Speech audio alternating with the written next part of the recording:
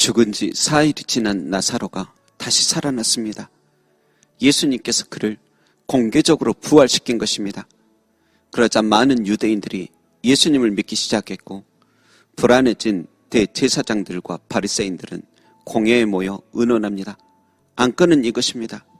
예수라는 이 사람이 이렇게 많은 표적을 행하는데 만일 저대로 두면 갈수록 많은 사람들이 그에게 가서 왕을 삼으려 할 것이고, 그 모습을 로마인들이 보면 가만두지 않을 것이다. 결국 우리 민족이 큰 피해를 당한다. 그러니 우리가 어떻게 할까? 그러자 대제사장 가야바가 한 사람이 백성을 위하여 죽어서 온 민족이 망하지 않게 되는 것이 유익한 것이라는 말을 합니다. 한마디로 예수라는 이 한 사람만 죽으면 우리 민족이 망하지 않으니 처형하자는 것입니다. 여러분, 공회에 모여 결정한 것은 법적 효력이 있는데 이날 예수님을 죽이기로 결의해버린 것입니다. 여러분, 그들은 마치 엄청난 애국자인 듯 나라와 민족을 핑계대며 예수님을 죽이기로 결정했다 하지만 실상은 예수님을 향한 시기와 질투, 미움과 원망 때문입니다. 자기의 앞길에 예수님이 걸림돌이 되니까 죽이기로 결정한 것이지 진정 나라와 민족을 걱정한 까닭이 아닙니다. 자기들 살려고 예수님을 죽이는 것입니다. 예수님은 사람을 살리려고 자신을 희생시키려 하시는데 그들은 오직 자기가 살려고 생명의 주를 죽이려 하는 것입니다. 여러분, 그들은 대제사장을 비롯한 종교 지도자들이니 공회에 모일 때 분명히 회의 전에 기도하였을 것입니다. 하나님의 뜻을 물었을 것입니다. 그러나 그들은 입으로만 하나님의 뜻을 구하지 하나님의 뜻과는 언제나 거리가 멉니다. 그들이 한 번이라도 나의 안건과 우리의 결의가 주님께 슬픔이 되면 어떻게 될까?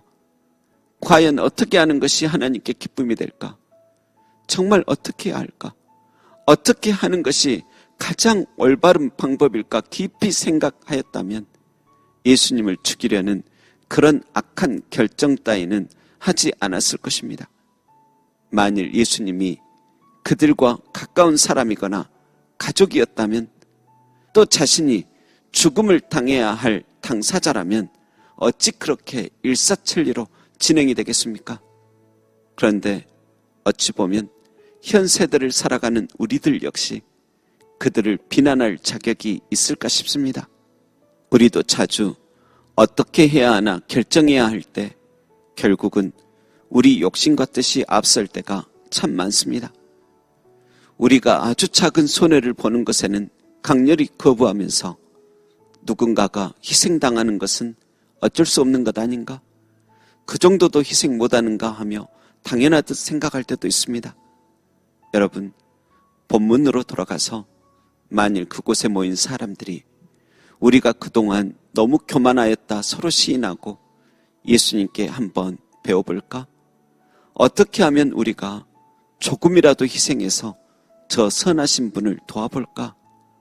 우리도 어떻게 하면 죽어가는 영혼들을 살려볼까?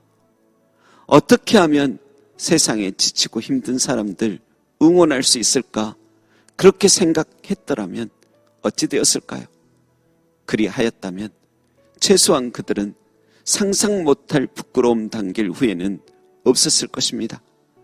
여러분, 어차피 예수님은 십자가에 달리시는 것이 창세전부터 정해져 있지만 그래도 예수님을 위하여 선이 쓰이는 도구가 되어야지 악하게 쓰임받는 도구로 쓰임받지는 말았어야 했습니다. 여러분, 우리도 중요한 결정 앞에서 저 영원한 날을 생각해야만 할 것입니다.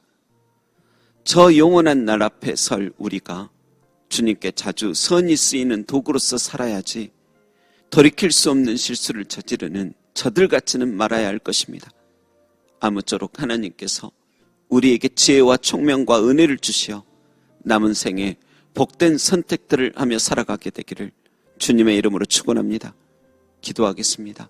하나님 아버지, 어떻게 할까? 정말 어떻게 할까 고민할 때 부디 부끄럽지 않을 결정들, 바른 선택들을 하며 살게 하소서. 저 영원한 날에 우리의 작은 선택들로 인해 그때 참 좋은 결정을 했었던 것이 다행이었어 라고 말하며 흐뭇하게 미소 짓는 그런 삶을 살게 하소서. 감사드리며 범사에 헤아려 가장 좋은 것을 취하라 하신 예수님의 이름으로 기도합니다. 아멘.